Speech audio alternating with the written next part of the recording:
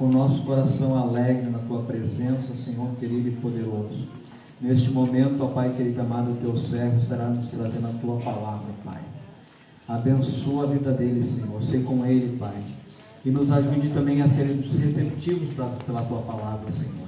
Que possamos, Senhor, assimilar e guardar a Tua palavra no nosso coração, Pai. Como diz o salmista, para que não venhamos a pecar contra Ti. Usa o Teu servo, Senhor. Aleluia. Com bênçãos para a nossa vida, trazendo a Tua palavra aos nossos corações agora. Desde já te agradecemos no nome de Jesus, Pai. Amém. Paz do Senhor, irmãos. Podem assentar-se, por favor. Eu vou pedir para o Leandro me ajudar e trazer o pedestalzinho aqui para mim. Pode ser, Leandro? Muito bem. Podem sentar-se, irmãos. Eu quero agradecer ao convite, né, que mais uma vez o Davi me formulou para estar com os irmãos. Eu me sinto sempre muito bem, irmãos, em estar com vocês aqui na Oscar Pereira. E eu tinha que me sentir bem mesmo, só vocês me convidam para pregar. Então, se eu me sentir bem, onde é que eu vou me sentir bem, né? A Geninha ainda veio dizendo: pois é, eu não te convido para pregar, porque será? Eu disse: Geninha, isso está. Eu acho que é isso que eu sempre disse, não é? Eu acho que sim. E eu tenho esse cacuete, irmãos, não me perdoem.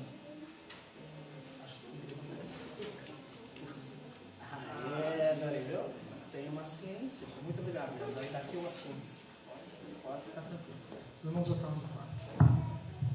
Então, irmãos, é um prazer estar aqui para falar a respeito desse tema tão maravilhoso, que é a oração do Pai Nosso. Esse trecho que me coube, essa parte que me tocou, né? Por vontade do irmão Davi, que é a sexta petição. Nós vamos ao Evangelho de Mateus. Todos estão me ouvindo? Os irmãos me ouvem? Amém. Nós vamos ao Evangelho de Mateus, capítulo 6. Vamos começar no versículo 9. Nós vamos ler toda a oração e depois nós vamos reler o trecho que vamos tratar essa noite. Os irmãos encontraram Mateus capítulo 6, versículo 9. Diz assim a palavra do Senhor: portanto, vós orareis assim: Pai nosso que estás no céu, santificado seja o teu nome, venha o teu reino, faça-se a tua vontade, assim na terra como no céu. O pão nosso de cada dia dá-nos hoje, e perdoa-nos as nossas dívidas, assim como nós temos perdoado aos nossos devedores. E não nos deixes cair em tentação, mas livra-nos do mal, pois teu é o reino, o poder e a glória para sempre. Amém.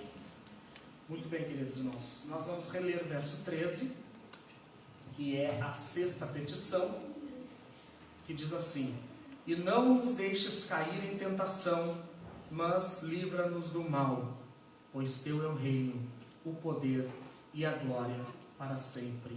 Amém. Não nos deixes cair em tentação.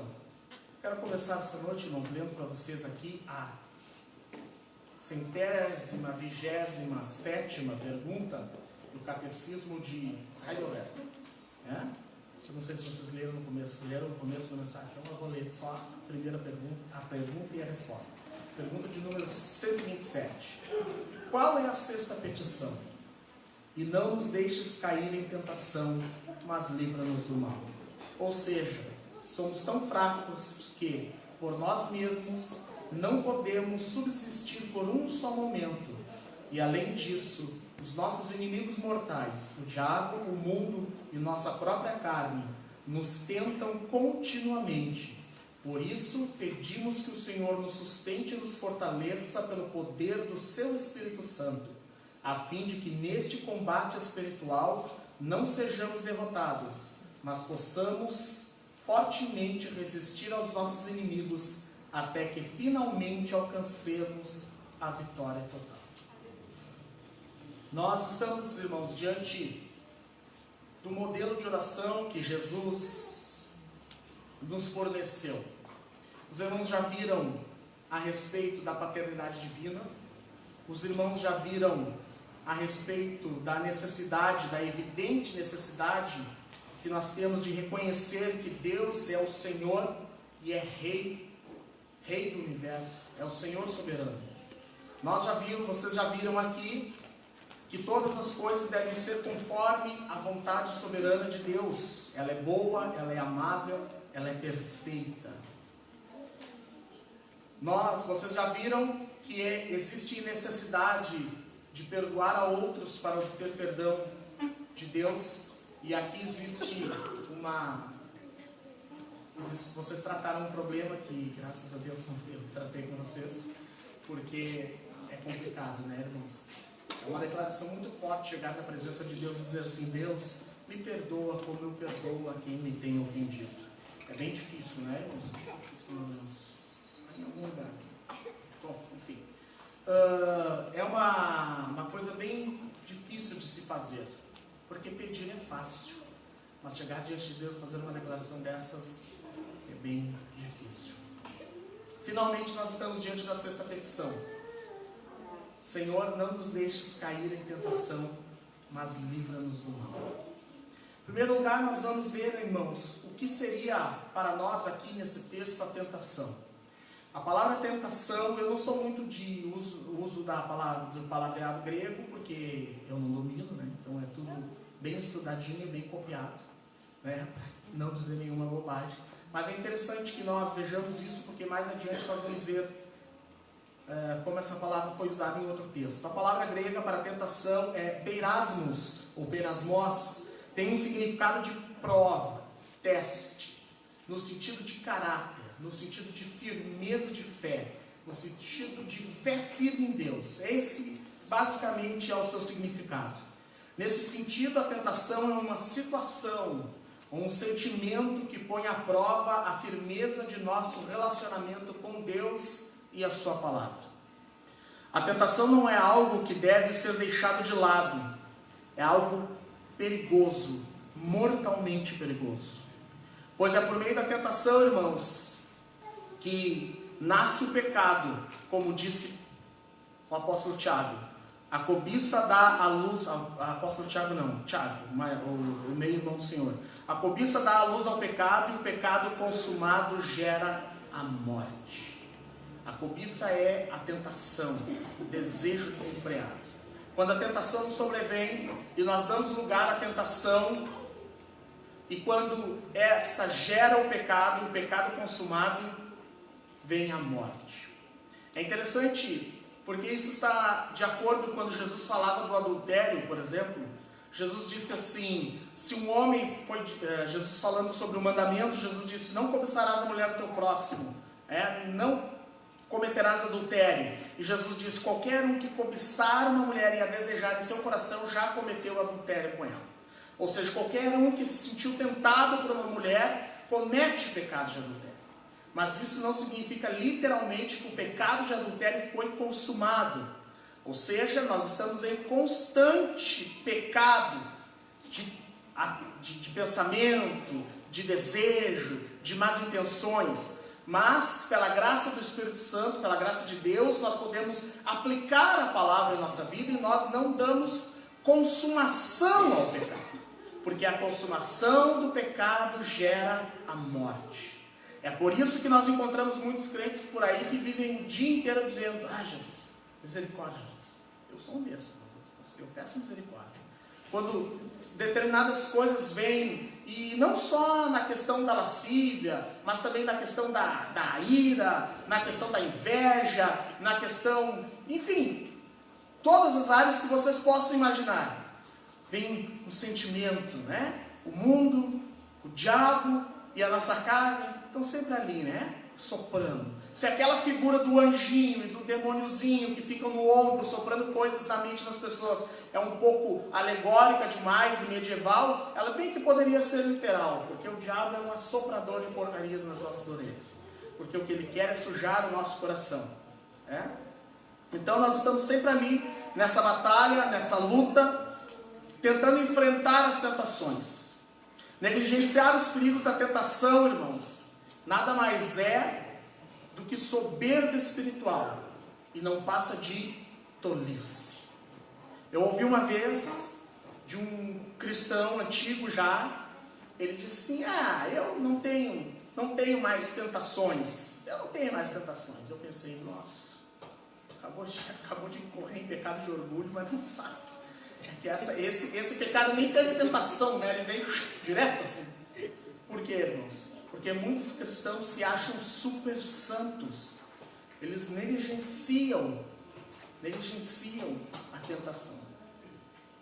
E muitas vezes, por isso que quando nós ouvimos escândalos de pessoas que nós não imaginávamos que determinadas coisas poderiam acontecer, nós ficamos chocados e dizemos, como tal pessoa pôde cometer tal ato?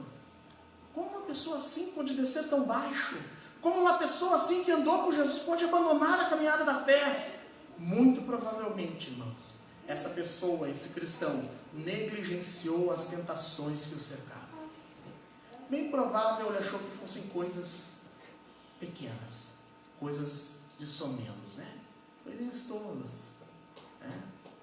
Então, é tolice. Soberba espiritual e tolice. E essa soberba espiritual e essa tolice são sinais claros, evidentes, de uma espiritualidade superficial e imatura. Então, se nós estamos sendo acossados por tentações, nós devemos clamar ao Senhor. Se Jesus disse a nós que nós deveríamos orar para não cairmos em tentação, irmãos, é porque a tentação não é algo simples, não é algo que nós devemos negligenciar. E é isso que nós vamos ver essa noite, um pouquinho sobre a tentação e depois um pouquinho sobre o mal. Em primeiro lugar, relacionado também à tentação, irmãos, o que nós podemos ver é que o próprio Senhor Jesus foi tentado. Vamos voltar ali a Mateus capítulo 4.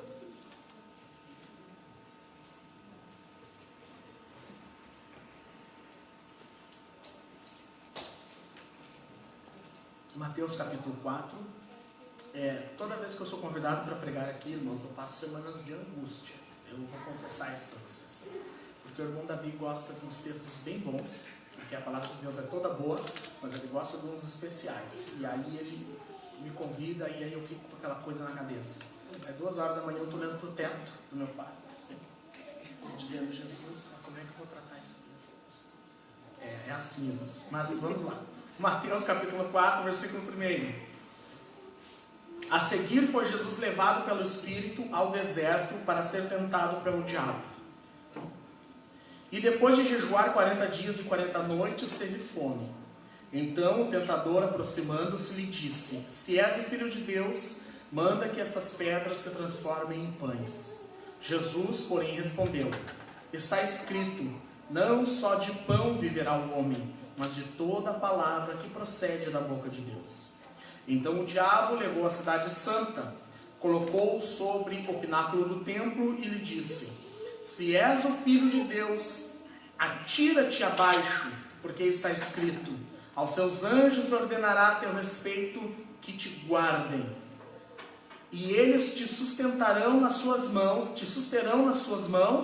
para não tropeçares em alguma pedra. Respondeu-lhe Jesus, também está escrito, não tentarás o Senhor teu Deus. Levou ainda o diabo a um monte muito alto, mostrou-lhe todos os reinos do mundo e a glória deles, e lhe disse, tudo isso te darei se, prostrado, me adorares. Então Jesus lhe ordenou, retira-te, Satanás, porque está escrito, ao Senhor teu Deus adorarás, e só a Ele darás culto. Com isto, o deixou o diabo, e eis que vieram anjos e o serviram. Jesus foi levado ao deserto pelo Espírito para ser tentado pelo diabo. Na sua obra vicária, na sua obra substitutiva, ou seja, em substituição de nós, passava também a prova da tentação. Jesus, como Cordeiro Imaculado de Deus, passou pela prova da tentação. Sofreu a tentação. E as circunstâncias pelas quais Jesus sofreu a tentação são as circunstâncias pelas quais nenhum de nós jamais passou e não passará, porque o Senhor passou por nós. Ele foi tentado diretamente por aquele que tem o nome de tentador. A personificação da tentação, o diabo tentou a Jesus. E não o Senhor ressurreto, o Rei da Glória. Tentou a Jesus, o homem, ao Cristo encarnado, ao nosso Adão substituto.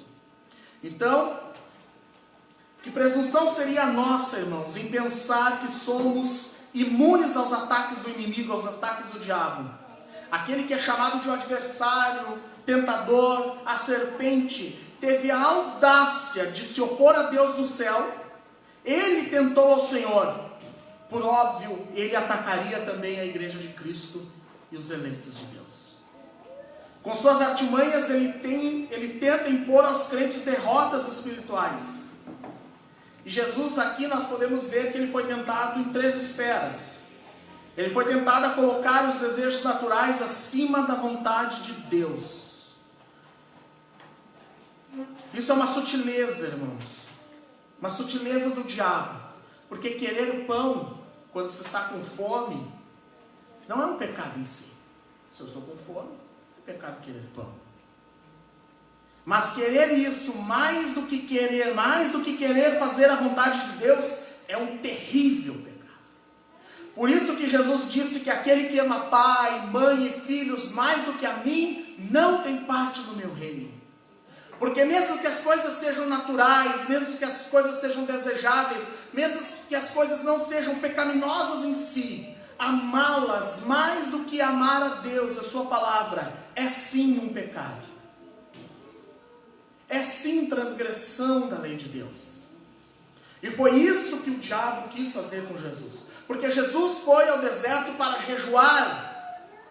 Jesus foi ao deserto para consagrar a sua vida, para preparar-se para o sacrifício que ele apresentaria diante de Deus. E o diabo, com a sua artimanha, queria que Cristo quebrasse aquilo. Queria que Cristo fizesse um milagre transformando pedras em pães. Com o único intuito de esfregar na cara do diabo que ele podia fazer. E com o intuito de fazê-lo desobedecer, porque ele havia sido levado ao deserto pelo Espírito. Muitas vezes nós queremos tanto determinadas coisas, que humanamente olhando são naturais, mas que estão em desacordo com a vontade de Deus para a nossa vida, ou que estão ocupando o lugar que seria de Deus em nossa vida. E como diz o ditado, que o ser humano tem um vazio do tamanho de Deus, que só Deus pode ocupar, qualquer entulho que nós colocamos nesse vazio não o preenche. E como o próprio Deus diz que não reparte a sua glória para ninguém, Deus não senta no trono do nosso coração e deixa o diabo ou as coisas sentarem aos seus pés. Ou o Senhor Jesus é o Senhor da nossa vida, ou Ele não está lá. Simples assim. Jesus foi tentado pelo diabo a soberba espiritual. A soberba espiritual tem sido ensinada pelos falsos mestres e pelos falsos profetas. Quando o diabo disse, olha, te atira daqui porque está escrito que aos seus anjos dará ordem a teu respeito. Pode te jogar do pináculo, te joga daqui. Eles vão ver o milagre maravilhoso dos anjos de Deus vindo, te apanhando nos ares e te pousando na terra com suavidade. O diabo queria um milagre extraordinário. O milagre da soberba espiritual. Colocar Deus contra a parede. Como nós vemos muitos fazendo, né? Não, Deus tem que fazer porque está escrito. Olha, irmãos, a frase Deus tem que, ela não existe no vocabulário divino. Deus não tem que nada. Tudo o que Deus fez foi porque quis. Cristo veio não porque tinha que vir, Cristo veio porque quis. Deus entregou seu filho porque quis. Jesus foi à cruz porque quis. O cutelo de Deus, ao contrário do cutelo de Abraão, não parou no ar. Ele foi até o final e imolou o seu próprio filho por amor de nós. Bendito e louvado é o nome do Senhor. Então Jesus também passou por essa tentação de mostrar o seu poder soberbo espiritual. E Jesus foi tentado também pelo diabo, pela vanglória do mundo, pelo louvor dos homens e pela riqueza da terra. Nos curvarmos à vanglória do mundo, as coisas que o mundo nos apresenta, nada mais é do que prostrar-se diante do próprio diabo, do próprio Satanás. Porque essa era a condição. Olha, eu te dou tudo isso, se prostrado me adorares. Quantos cristãos estão prostrados diante do inimigo por coisas materiais, por aplausos, por elogios? Quantos pregadores estão prostrados diante de Satanás por igrejas cheias, por dízimos gordos, por mansões, por carros importados, por jatinhos? Muitos, muitos. Mas aqueles que vão andando e chorando e levando a boa semente, um dia receberão a verdadeira recompensa do Senhor. Bendito e louvado é o nome de Jesus. Isso nos mostra que Jesus pode compadecer-se, irmãos, das nossas tentações, porque, como diz Hebreus 4,15, Jesus foi tentado em tudo, mas ele não pecou. Nós temos um sumo sacerdote que pode compadecer-se das nossas fraquezas. Aleluia. Por isso que Jesus disse: olha, quando vocês orarem, vocês vão chegar na presença de Deus e vão dizer: Pai, não me deixa cair em tentação. Não me deixa, Pai, cair nas tentações. Não me deixa, Pai, cair nas minhas fraquezas. Não deixa, Pai, que as debilidades da minha própria natureza pecaminosa me joguem na lama espiritual. Me tragam de novo, me arrastem novamente para o charco do pecado e da imundície. Pai, segura a minha mão. Por isso que o corinho antigo aqui ele diz: Pai, segura a minha mão, tenho medo de cair. Pai, segura a minha mão. Pai, segura a minha mão. Tenho medo de cair. Ó Pai, não deixa não. Segura a minha mão. Aleluia. Tudo aqui é passageiro. O Senhor Jesus é um sumo sacerdote que se compadece de nós, porque ele venceu o diabo. Ele venceu o diabo com o uso correto da palavra de Deus. A cada coisa que o diabo dizia, Jesus dizia: mas também está escrito. Também está escrito. Não deixemos que o diabo use a palavra de Deus para nos enganar, para nos levar para o erro. Não, vamos fazer como Jesus, vamos usar a palavra corretamente. Porque a serpente, desde Adão, ela tem tentado e tem distorcido as palavras de Deus para afastar os homens do seu Criador.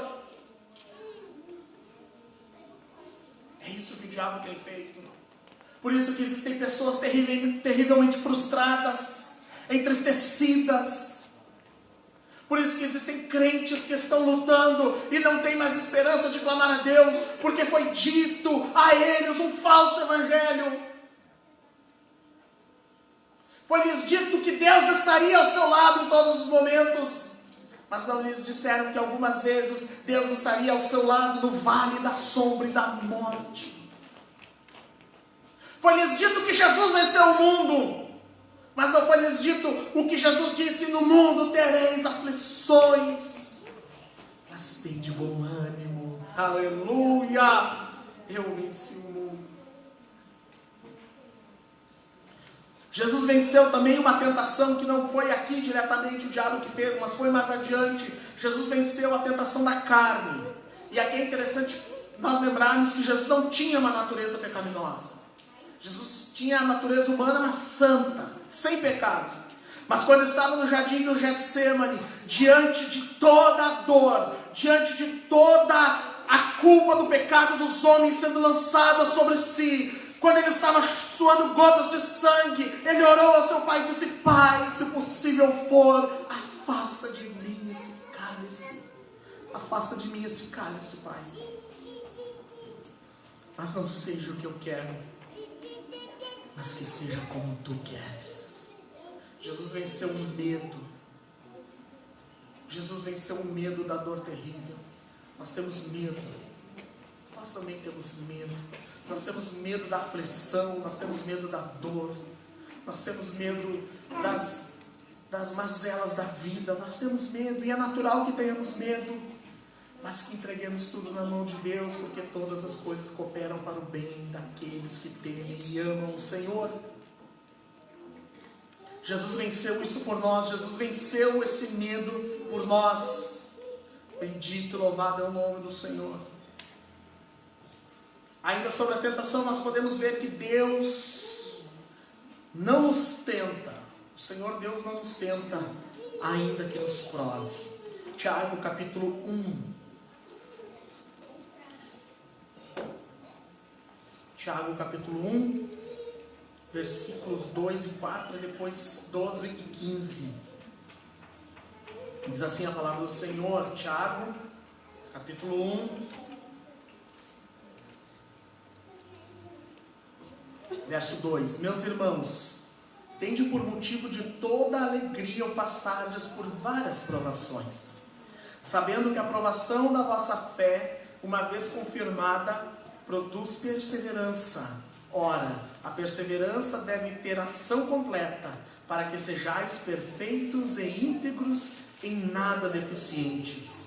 Verso 12: Bem-aventurado o homem que suporta com perseverança a provação, porque depois de ter sido aprovado, receberá a coroa da vida, a qual o Senhor prometeu aos que o amam.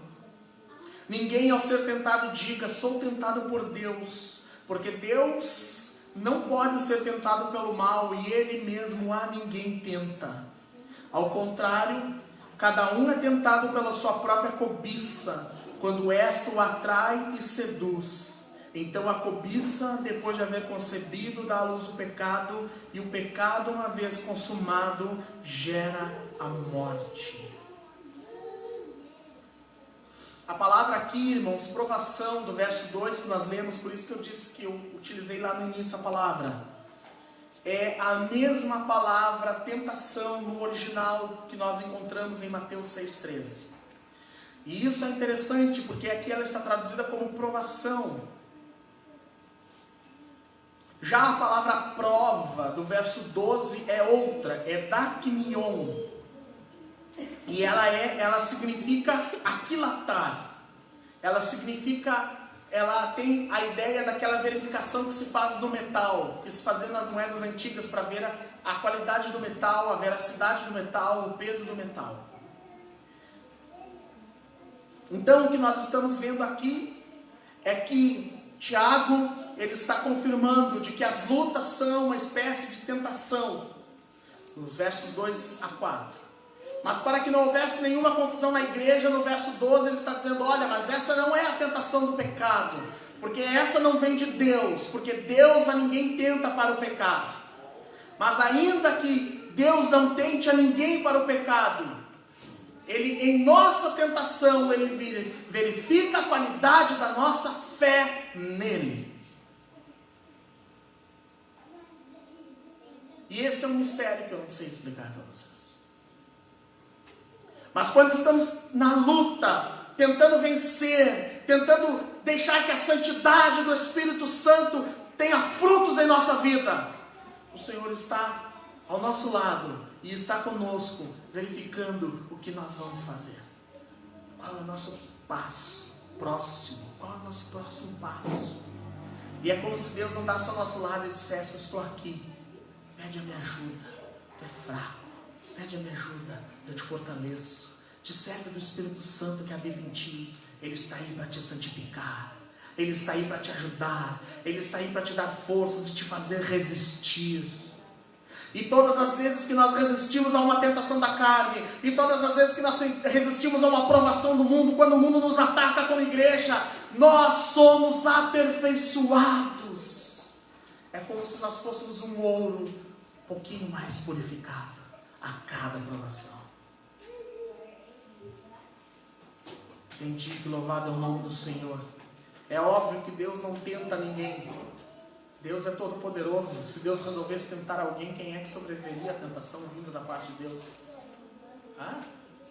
Ninguém. Afinal de contas, os calvinistas nos ensinam que nós não conseguimos resistir à graça porque ela é a graça divina. E é uma verdade. Em terceiro lugar, é nosso dever lutar contra a tentação. Mateus capítulo 26, versículo 21. Os irmãos estão compreendendo? Eu sei que estão. Vocês são uma igreja muito inteligente.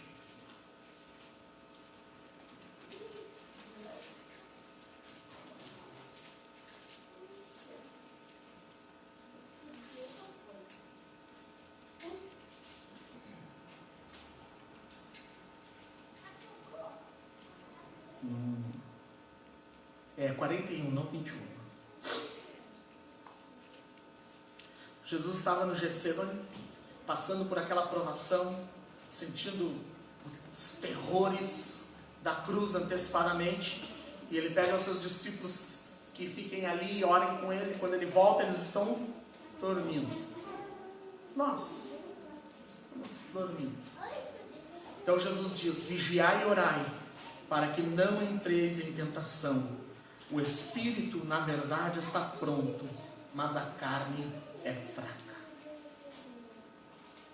Nós devemos resistir à tentação por meio da oração e da vigilância. Depois de ensinar aos discípulos a forma e o conteúdo de uma oração adequada, que é o que vocês estão vendo na oração do Pai Nosso, se vocês lerem os versos anteriores, a partir do verso 5 do capítulo 6 de Mateus, vocês vão ver que Jesus ensina também a forma da oração, não só o seu conteúdo. Jesus reafirma aqui agora para os discípulos, quase no final do seu ministério terreno, que sem oração e vigilância, que seria a comunhão com Deus e um constante estado de alerta, não será possível resistir às tentações. O espírito está pronto, mas a carne é fraca. Esse o espírito está pronto, irmãos, deve nos dar a ideia de que a salvação está completa e efetivada. Não existe mais da salvação para Jesus fazer por nós. Ele já nos salvou. Nós somos nascidos de novo. Nós somos lavados pelo seu sangue. Mas a carne é fraca. A natureza, as inclinações para o mal, para o pecado, ainda continuam em nós. Ainda continuam nos fustigando. Ainda continuam nos oprimindo. Ainda continuam nos tentando. E é nosso dever resistir à tentação através da oração e vigilância. Vigiai e orai para que não entreis em tentação. E Jesus já tinha ensinado a eles: olha, quando vocês orarem, vocês vão orar assim: não nos deixes cair em tentação, mas livra-nos do mal. Nós devemos resistir, é nosso dever lutar contra a tentação por meio da oração e da vigilância e também fugindo das nossas debilidades. Essa história, irmãos, de fazer das nossas fraquezas a nossa força, só funciona para coaches, né? Autoajuda. Então você vai lá, paga R$200 para o cara falar para você durante 2 horas e meia que das suas fraquezas você tem que tirar força. Isso só vale para atingir meta de venda, irmãos. Para vencer o pecado, nós temos que nos agarrar com Jesus. Nos agarrar na palavra de Deus. E nós devemos fugir das nossas debilidades. Fugir das nossas fraquezas. Fugir das coisas que nos podem arrastar para o pecado novamente. Alcoólatras não devem ter bebida alcoólica em casa. Viciados em drogas não devem passar por biqueiras onde se vende drogas. Viciados em prostituição não devem passar por pontos de prostituição na cidade. Viciados em adultério não devem ficar flertando com as colegas de trabalho ou com os colegas de trabalho. Cleptomaníacos não devem cuidar das tesourarias das igrejas ou do serviço. Nós devemos fugir dessas situações. Os irados não devem fazer artes marciais. E nem ficar muito perto de pessoas que são irritantes para ele.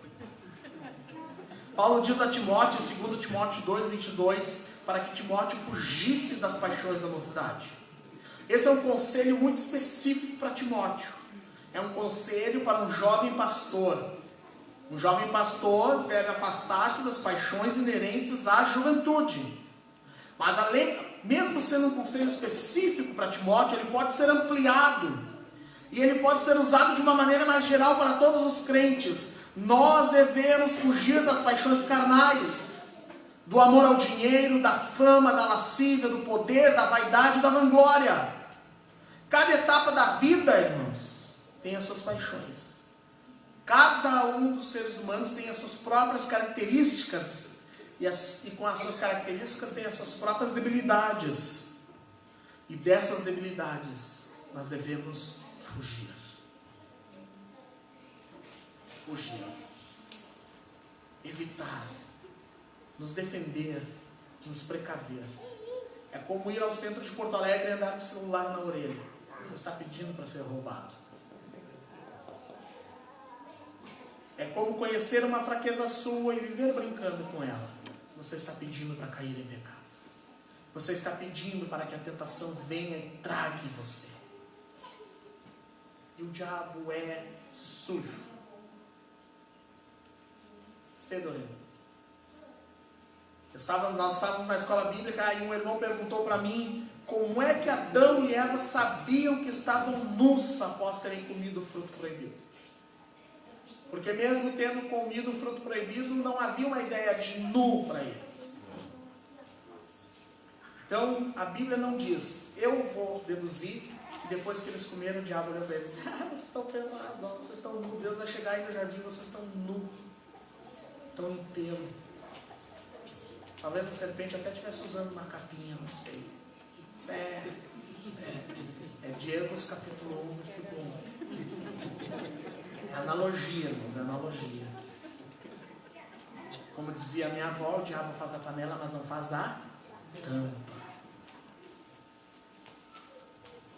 Então nós devemos fugir dessas situações, irmãos. Nós não devemos nos colocar nessas situações. Nós devemos fugir. Não, mas agora em Deus eu sou forte. Então fique em Deus e foge das situações. Fique em Cristo e foge das situações. Fica com a palavra e foge das situações. E ora e vigia. Nós podemos orar. É nosso dever lutar contra as tentações. Porque nós podemos orar confiantes, pois Deus nos ajuda em nossa fraqueza. 1 Coríntios capítulo 10, versículo 13. Lá em Obadias.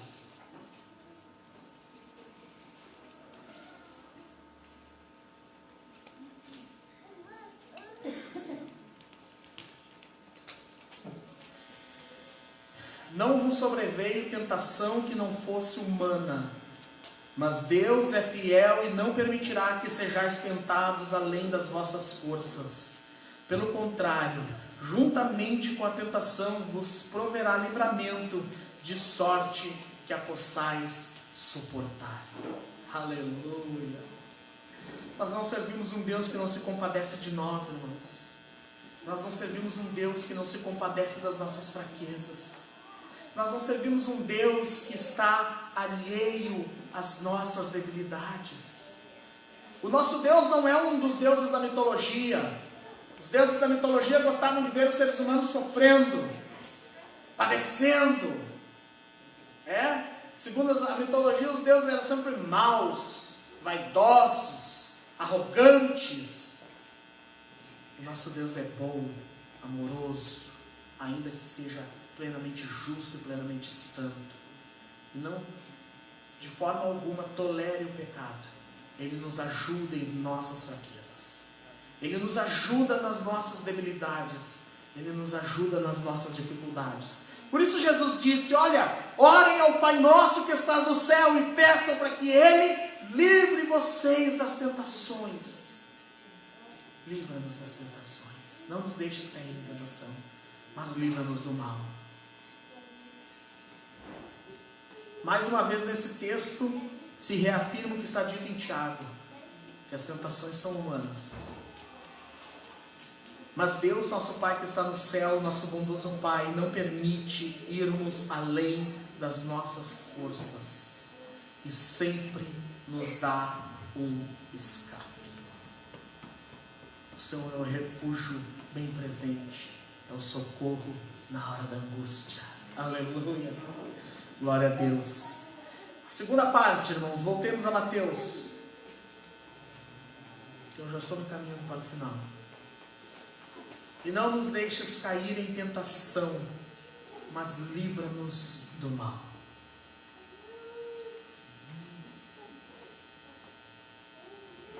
A palavra mal pode tanto representar o mal de maneira geral, as coisas ruins, desagradáveis, as desgraças, as intempéries da vida, aquelas coisas que, como diz Provérbios, acontecem a todos os homens que estão debaixo do sol, inclusive nós. Pode também referir-se a o mal, o maligno, o inimigo. Ele é a própria personificação do mal. Foi Lutero que disse que nós temos três tentações ou tribulações: a carne, o mundo e o diabo. As pessoas estão fazendo chacota do diabo.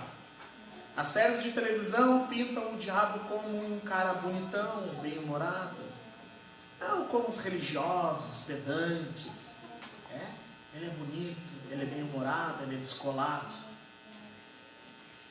Então, ele é sempre uma figura que não é tão má assim. E enquanto isso, o diabo vai engodando a todos, porque a Bíblia diz que o mundo jaz no maligno. Então, quando nós oramos, nós devemos pedir que Deus nos livre do mal, que Deus nos proteja, que Deus nos ajude, que Deus esteja conosco. E isso é uma coisa, irmãos, muito interessante. Numa dessas madrugadas, quando eu refleti a respeito disso, eu me lembrei que algumas vezes em que eu tinha necessidades e que eu queria pedir as coisas ao Senhor, e eu me lembrava da necessidade de outro irmão.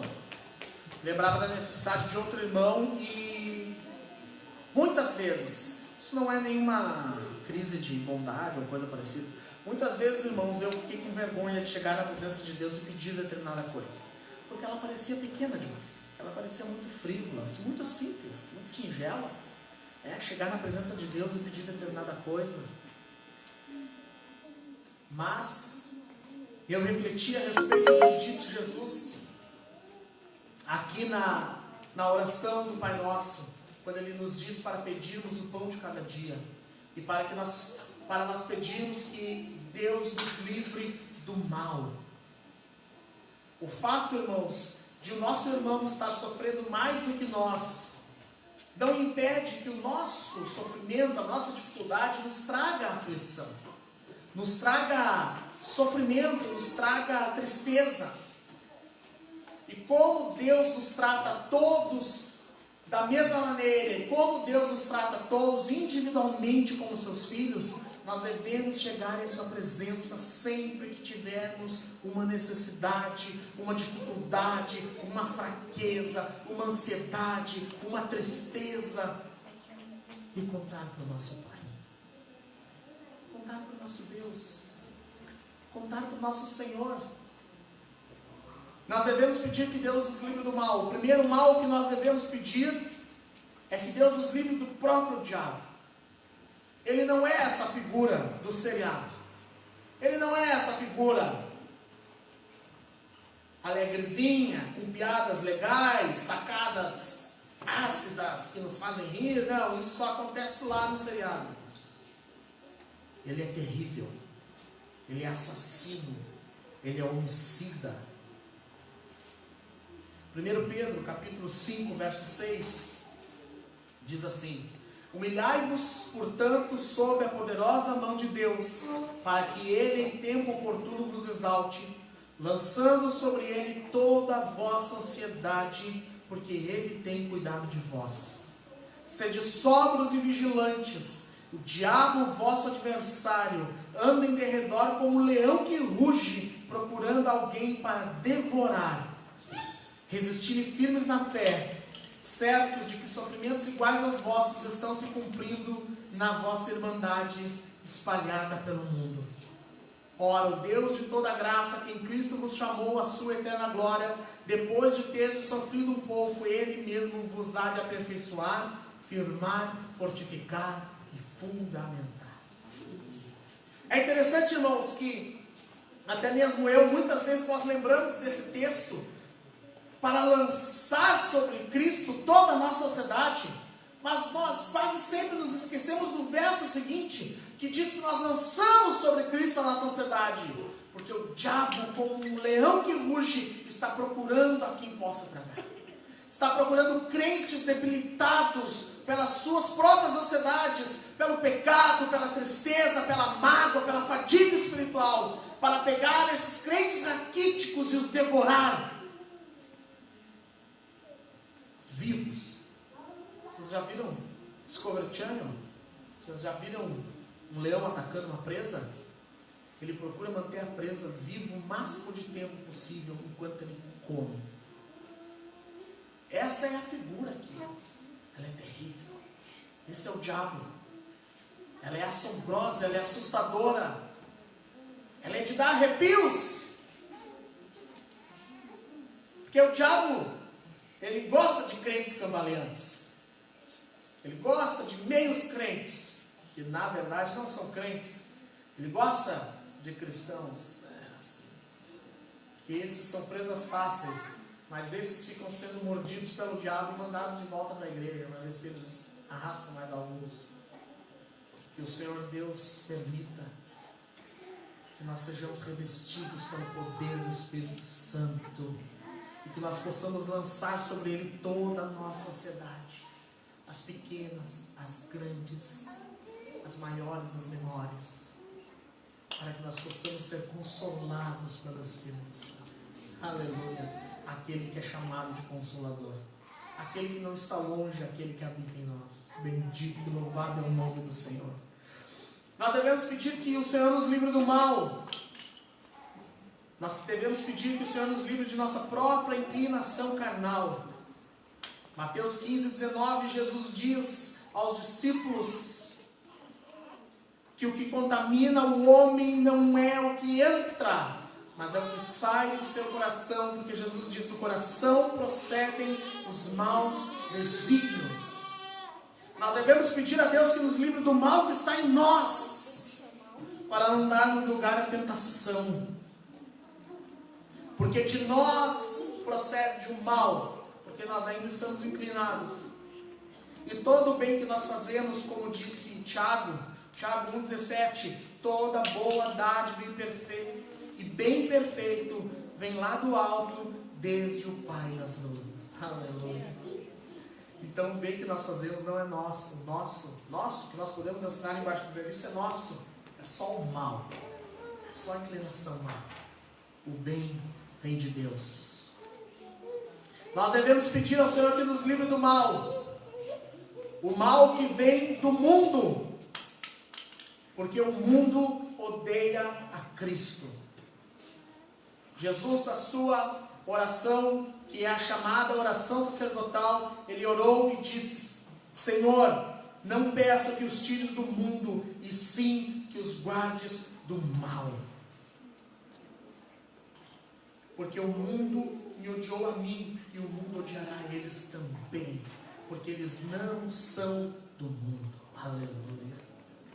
Essa é uma declaração linda de Jesus. Nós não somos do mundo. Jesus, em sua oração pelos crentes, deixa evidente que até aquele grande dia em que nos encontraremos com o Senhor, e estaremos para sempre com Ele, é necessário que fiquemos no mundo. Nós somos a igreja de Deus, a coluna e firmeza na verdade. Bendito e louvado é o nome do Senhor. E ainda que o mundo nos odeie, nós devemos ficar firmes, porque Deus nos ama em Cristo Jesus. Aleluia. E nós devemos pedir a Deus que nos livre do mal. Então, irmãos, concluindo, o apóstolo Paulo escreve a Timóteo, em 1 Timóteo 2, 1 a 3, E ele diz aos crentes que eles devem orar pelas autoridades e devem orar para que vivamos vida tranquila e mansa. Isso é bom e aceitável diante de Deus. Deus não é um sádico que gosta de ver o sofrimento dos seus filhos.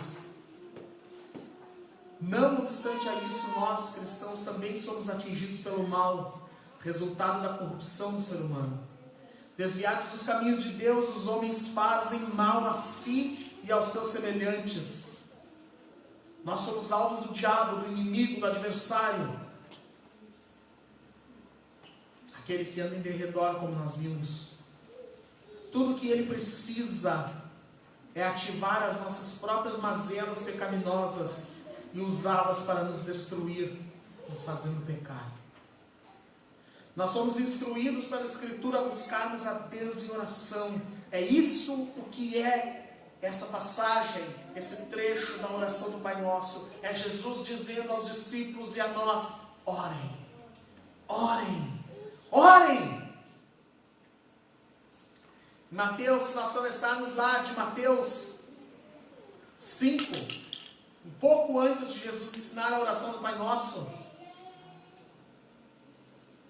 Jesus ensina os discípulos também a como orar. A visão que Jesus diz ali: olha, entra no teu aposento, fecha a porta e ora ao teu Pai que vem em secreto, e o teu Pai que vem em secreto te recompensará. A visão aqui é de uma audiência secreta com o Pai eterno. Antes de ensinar a oração do Pai Nosso, que é uma espécie de conteúdo básico da oração correta, ele diz aos discípulos como orar. Não como os fariseus nas praças, nas esquinas, mas em secreto. Então aquela oração, irmãos, que nós fazemos enquanto nós dirigimos, aquela oração que nós fazemos enquanto nós lavamos a louça, né? Eu não sou muito lavador de louça, mas enfim, outras atividades, aquelas orações que nós fazemos enquanto estamos fazendo outras atividades, elas estão chegando diante de Deus. Mas Jesus está dizendo que nós devemos chegar na presença de Deus, exclusivamente na presença de Deus. E é isso que está faltando aos crentes. Ah, mas eu oro, irmão, eu levo 1h30 para chegar no centro para trabalhar, eu vou orando no ônibus. Quanto tempo faz que você não fecha a porta do seu quarto e fica 20 minutos na presença de Deus? A oração que Jesus está ensinando aqui é como ligar para o Pai e dizer: Pai, eu preciso conversar, eu posso ir aí? Que um pai amoroso vai dizer: a hora que tu quiser, filha, pode vir.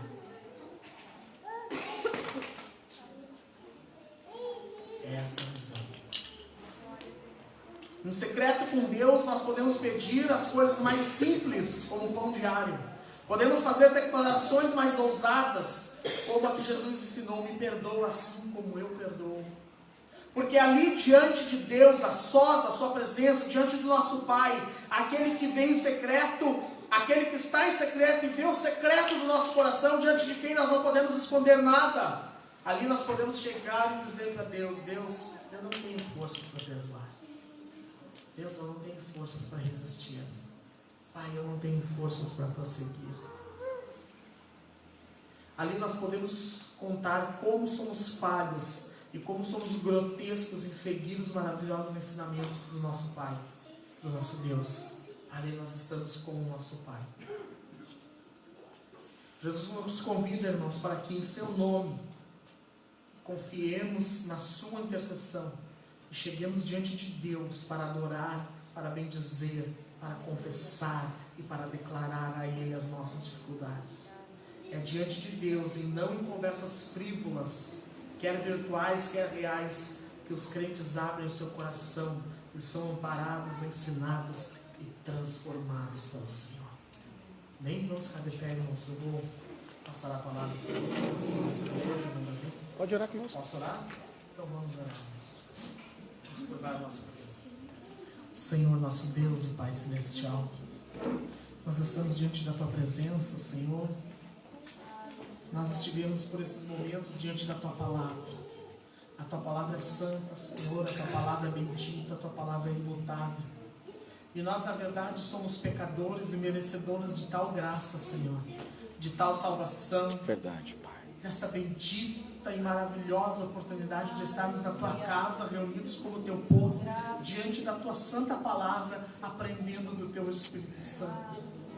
Na verdade, nós não somos merecedores disso, Senhor. Mas nós te agradecemos porque, apesar de não sermos merecedores, Tu nos dá a oportunidade de estarmos aqui.